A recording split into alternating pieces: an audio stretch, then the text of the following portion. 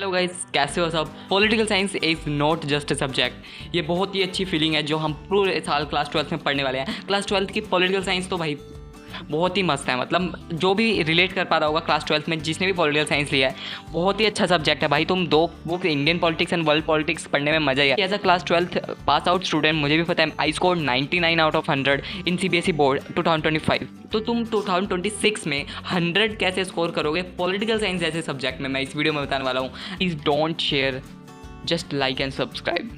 अगर तुम शेयर कर दोगे इस वीडियो को तो भाई तुम्हारा दोस्त ले आएगा 100।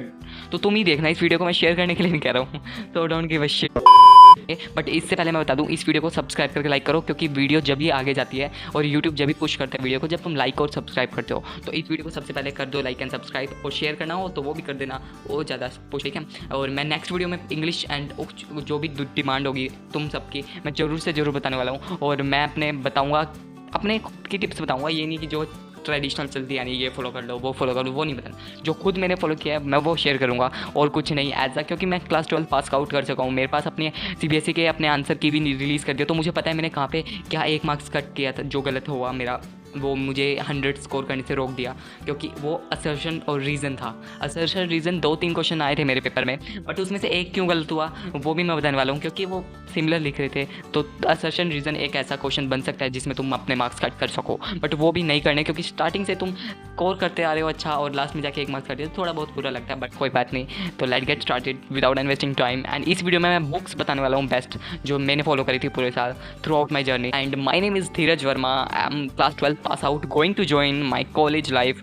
एंड मेरा टारगेट तो यार पॉलिटिकल साइंस कोर्स किया, क्योंकि मेरा फेवरेट सब्जेक्ट यही था पूरे साल। हिस्ट्री भी बहुत अच्छा सब्जेक्ट है, no doubt, but political science hit differently.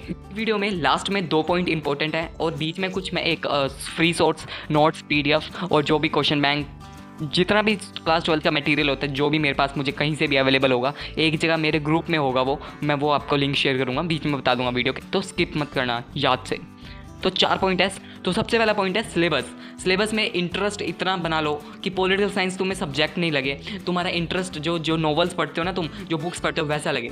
NCERT तुम्हें ऐसे लगे जैसे तुम किसी की लव स्टोरी सुन रहे हो, किसी की लव स्टोरी रीड कर रहे हो, जस्ट लाइक दिस। NCERT को रीड करना, सिलेबस मैं वो आगे बताऊंगा कैसे रीड करते हैं, बट सिलेबस अपना जान लो। Indian politics and world politics. World politics भी ऐसी नहीं है कि तुम्हें पूरा ही बाहर के बारे में सॉरी वर्ल्ड पॉलिटिक्स बता रही है बुक में, नहीं। कुछ गिने चुने चैप्टर हैं वर्ल्ड पॉलिटिक्स में, बहुत आसान से हैं ये। कुछ चैप्टर्स लास्ट वाले, इन्वायरमेंट, ग्लोबलाइजेशन एंड रिसोर्सेज वाले चैप्टर, तो तुम पता नहीं कब से ही पढ़ते आ रहे हो, तो उसके लिए टेंशन मत, तो हो जाएगा आराम से। पहले कुछ 2 चैप्टर है, 2-3 चैप्टर हैं बहुत इंपॉर्टेंट है, वो भी 1-2 चैप्टर में तो इंडियन, चाइना, नेपाल, ये आसपास के हैं, वो भी बहुत आराम से हो जाएगा। इंटरेस्ट होगा ना सिलेबस में, सिलेबस देख के रखो, या कुछ एक GPS बना लो। सिमरन दीदी ने भी कहा होगा, GPS बना लो, सामने लिख लो अपने बोर्ड, जहाँ भी बैठ के स्टडी करते हो, अपना सिलेबस लिखो, बस तुम लिख लो, इंटरेस्ट अपने आप बन जाएगा। सिलेबस में इंटरेस्ट बनाओ और उसे देखो कौन कौन से चैप्टर हैं और उन चैप्टर में क्या है। अभी मत कर देना एकदम से पढ़ना, आई नो कुछ स्टार्ट कर दिया होगा चैप्टर, बट अभी तुम सिलेबस देख लो फिर से।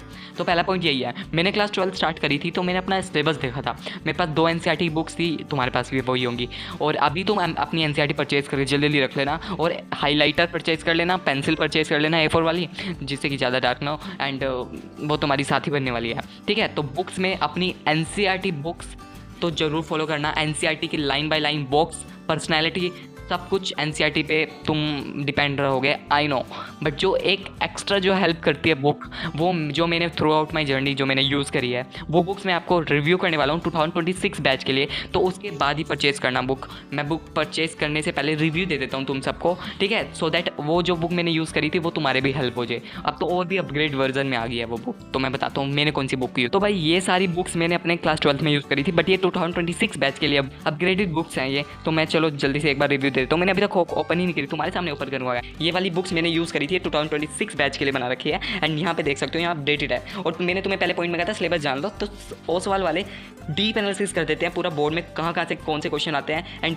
कार्टून बेस्ड कहाँ से आएंगे, कितने आएंगे, सिलेबस पूरा डिटेल में, ये देखो यहाँ पे भी है, और यहाँ पे पूरा डिटेल में जो CBSE कोर्स जो अपना प्रोवाइड कराता है वो सब यही है, तो तुम्हें फोटोग्राफ कॉपी कराने की जरूरत ही नहीं है। तो यहाँ से आपने लिखा भी है 2016-25 तक के क्वेश्चन पेपर फुली सोल्व भी हैं, जो चैप्टर वाइज आगे भी मिलेंगे, ठीक है। यहाँ पे देखो ये 2025 का पेपर आया हुआ है, ठीक है, दिल्ली वाले सेट का है, पर सारे सेट मिलेंगे तुम्हें, सारे यहाँ पे क्वेश्चन पेपर यहाँ पे तुम्हें सोल्व करने के लिए ये सारे सेक्शन है। सेट 2 है इसमें, सेट 3 है इसमें दिल्ली वाला, तो बहुत यहाँ आंसर भी है डिटेल में वो भी। तो मैंने जो ओसवाल के आंसर तुम कहते हो ना आंसर प्रैक्टिस कहाँ से करते थे, तो मैं इनके पॉइंट ही लेता था और उनको अपने आप से बना लेता था। तो मैंने यहाँ पे तुम्हें तो क्वेश्चन मिल गए। अब रिवीजन नोट्स, पहले तो यहाँ तुम्हें यहाँ पे माइंड मैप मिलेगा, ठीक है। माइंड मैप हर चैप्टर के मिलते हैं यहाँ पे। एंड ऑफ बायोपोलैरिटी का यहाँ पे तुम देख सकते हो, टॉपिक पहले बाहर लिखा हुआ है एंड जो जो तुम्हें पढ़ना है वो सब पता चल जाएगा।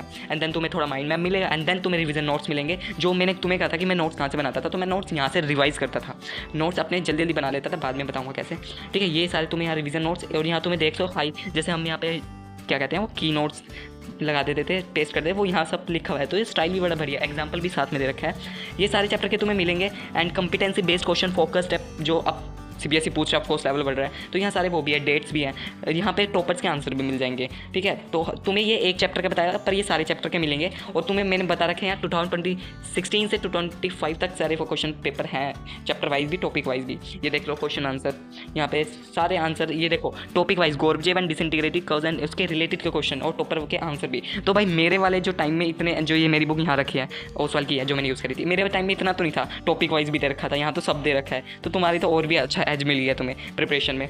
ये दूसरा चैप्टर है। प्रैक्टिस पेपर भी हैं जो अलग होंगे CBSE से, बट वही क्वेश्चन पैटर्न, ठीक है, समझ रहे हो। मतलब क्वेश्चन बहुत अच्छे हैं इस बुक के, क्वेश्चन भी मिल जाएंगे, चैप्टर वाइज नोट्स भी मिल जाएंगे एंड तुम्हें एवरीथिंग जो मैंने बताया इसमें। तो लिंक डिस्क्रिप्शन में है, डोंट फॉरगेट टू परचेज, क्योंकि मैंने 2025 में परचेज़ किए थे, वो बुक यहाँ रखी है, मैं दिखाने की कोशिश करूँ तो ये तो ओसवाल के, ये सारे ओसवाल की है, देखो ये तुम्हें बाद में बताऊंगा, बट तुम परचेज कर लेना, लिंक डिस्क्रिप्शन में, ओके।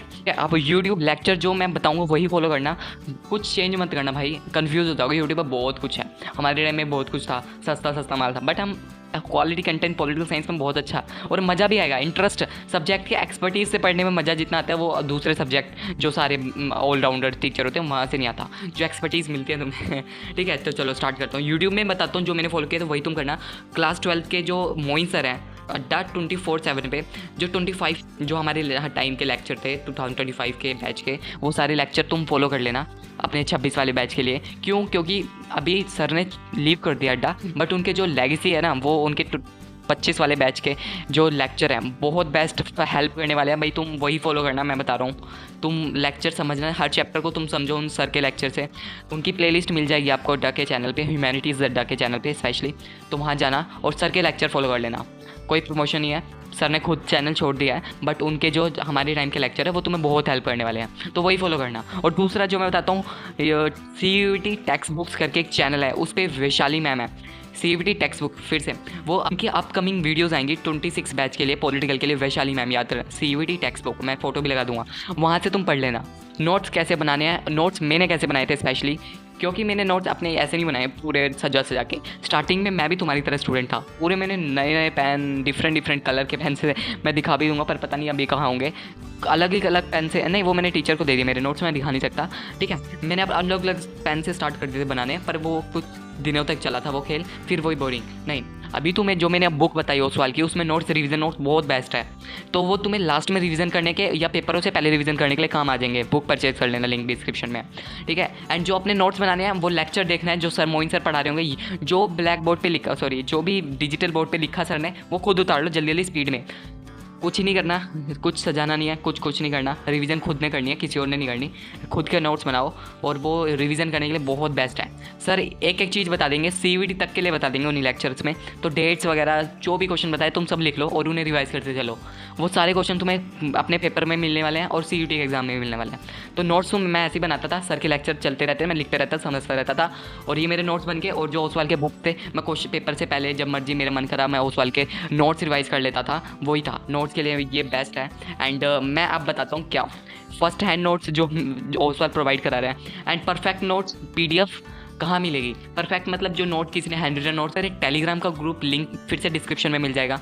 टेलीग्राम के ग्रुप में मैंने बहुत सारे नोट्स, जो भी ऑल कलेक्शन मेरे पास कहीं से भी आता है, सारे मैं वहाँ एक जगह शेयर करता हूँ, हर सब्जेक्ट के, चाहे कॉमर्स वाला स्टूडेंट क्यों ना हो, सारे सब्जेक्ट के वहाँ जरूर मिलेंगे, ठीक है। वहाँ पे मैं सारे सब्जेक्ट के नोट्स PDF में, क्वेश्चन बैंक, आपको ओसवाल की क्वेश्चन बैंक जो पुराने वाले होंगे वो मिल जाएंगे, पर नए वाले परचेज करने हो वो परचेज करना तुम, ठीक है। और सैम्पल पेपर, ठीक है, उसमें चैप्टर वाइज PDF के क्वेश्चंस होते हैं, सब प्रोवाइड कर रहा हूँ मैं टेलीग्राम पे, तुम वहाँ जाके उसे ज्वाइन कर लेना, ठीक है। और वहाँ पे तुम्हें नोट्स मिल जाएंगे, और खुद के नोट्स भी बना रहे हो और उस साल के नोट्स भी तुम्हारे पास बुक में होंगे ही। तो ये नोट सेक्शन तो मैंने पूरे साल ऐसे किया, ऐसा कुछ नहीं है। 99 स्कोर करना बहुत ईजी है भाई, मैं सच बता रहा हूँ। मैंने 100 स्कोर नहीं किया क्योंकि एक असर्शन रीजनिंग का क्वेश्चन गलत हुआ था मेरा, मैं बता देता हूँ। क्योंकि मैंने, तुम सोचोगे तुझे कैसे पता, मैंने अपने आंसर भी खुद अपने क्वेश्चन पेपर में लिख के लाया था, और जो CBSE की आंसर की भी आ गई है, हर सेट की आती है, तो मैंने अपने सेट के आंसर की देख लिया है। और मेरा एक क्वेश्चन मैं पहले सोच रहा था दूसरा गलत होगा, बट मेरा असर्शन रीजन गलत हुआ था, और वो पता नहीं कैसे गलत हो गया, अब मुझे रियलाइज़ हो रहा है। 100 आने से बच गए,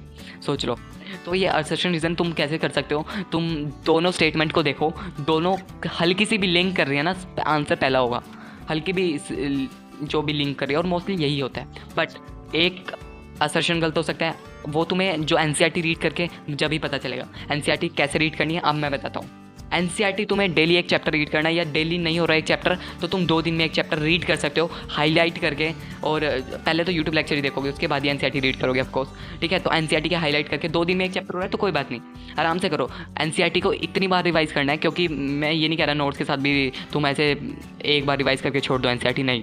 तुम्हें टाइम बहुत मिलेगा, बहुत मिलता है टाइम, ये कहने की बात है टाइम नहीं होता। थोड़ा टाइम अपने खेलने में कम कर दो, जून को यूटिलाइज़ करो, वेकेशन भी इंजॉय करो, पर पढ़ो भी। तो अपने अभी से स्टार्ट करो, जल्दी ख़त्म करने की सोचो। NCERT अच्छे से रीड करो, हाईलाइट करो, फिर उन्हें नेक्स्ट टाइम जब रीड करोगे उसी चैप्टर को, तो भी NCERT तुम्हें मल्टीपल टाइम रिवाइज़ करनी है, सॉरी, है ना। तो बहुत बेस्ट रहने वाला है। तुम कहोगे यार एक बार NCERT करके छोड़ दो ना, नहीं। स्टार्टिंग में तुम मल्टीपल टाइम जितनी बार रिवाइज़ कर सकते हो NCERT करो। लास्ट टाइम में तुम रिवाइज़ करना अपने ओसवाल के नोट्स और जो अपने खुद के नोट्स बनाए हैं, और क्वेश्चन कर सकते हो, ठीक है। NCERT ऐसे रिवाइज़ करनी है, और डेली एक चैप्टर के सुबह नोट्स रिवाइज़ करने हैं, सुबह। हाँ, मैं जैसे अब गर्मियों की छुट्टियाँ हैं, तुम्हारी वेकेशन, सुबह उठो, जल्दी 6 बजे उठो, अपने जो नोट्स बनाए ओसवाल के क्वेश्चन की बुक परचेज करिए, उसके नोट्स रिवाइज कर लो, ठीक है।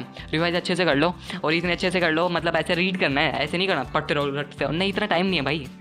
टाइम तो है पर हमें नोट्स में नहीं लगाना, अच्छी जगह लगाना, ठीक है। तो अपने जस्ट जो चैप्टर कर रहा है तुम अपने नोट्स में रीड करके छोड़ दो, बंद कर दो, अगले दिन दूसरा चैप्टर उठा लो। ऐसे तुम मल्टीपल टाइम रिवाइज करते रहोगे, तुम्हारा चैप्टर ना दिमाग में लाइन छप जाएगी। NCERT भी कर रहे हो, सब कर रहे हो, 100 मार्क्स लाने से कोई नहीं रोक सकता, लिटरली मैं बता रहा हूँ। ये कुछ हाँ, एक जो बॉक्स में पर्सनैलिटी होती है ना, वो भी क्वेश्चन CBSE देने लगे हैं, और CUT में तो आते हैं। तो बॉक्स में पर्सनैलिटी, डॉक्टर BR अम्बेडकर, बहुत सारी पर्सनैलिटी मिलेंगी तुम्हें, हर पर्सनैलिटी रीड करते चलो हर बार, क्योंकि क्वेश्चन उसी में से भी आ जाते हैं। All the best guys. ये सब कुछ मैंने पॉलिटिकल साइंस में ऊपर जो मोटा जो मुझे लगा कि तुम्हें अभी पता होना चाहिए अभी स्टार्टिंग में, तो वो मैंने बता दिया है। और ये ओसवाल की बुक्स परचेज़ कर लेना, लिंक डिस्क्रिप्शन में है। और इस चैनल को शेयर कर देना, वीडियो जब भी पुश होगी आगे, जब तुम लाइक करोगे एंड जब कमेंट करोगे। और नेक्स्ट वीडियो बता दो किस सब्जेक्ट पे चाहिए, जो मैंने स्कोर करे थे, कितने मार्क्स कैसे, ठीक है। तो ये वीडियो होप मैंने ट्राई किया है, मुझे ज़रूर बताना ये वीडियो कैसी हेल्पफुल हुई, या फिर कितनी भी हेल्पफुल हुई कुछ परसेंटेज। तो क्योंकि मैं ट्राई करता हूँ, मैं इतना अच्छा, मैं टीचर नहीं हूँ, और मैं ना टीचर की तरह समझाने की कोशिश करता हूँ। मैं बिल्कुल ट्राई करता हूँ कि अपने जो मैंने खुद से मुझे लगा, जो मैंने यूज़ करे, वो मैं ट्राई करता हूँ तुम सबकी ज़्यादा से ज़्यादा हेल्प हो, ठीक है। टेलीग्राम चैनल यूज़ करना, जो करते हो उसे ज्वाइन कर लेना, मेरा लिंक डिस्क्रिप्शन में है। एंड बाय गाइज, मिलते हैं नेक्स्ट वीडियो में। होप मेरा नाम याद हो, Dheeraj, my name is Dheeraj again, और मिलेंगे जल्दी। और मैं कॉलेज के लिए अभी वेट कर रहा हूँ रिजल्ट CUT का, और तुम्हारे लिए वीडियो बनाता रहूँगा। Okay guys, do like again and again, bye. उनकी अपकमिंग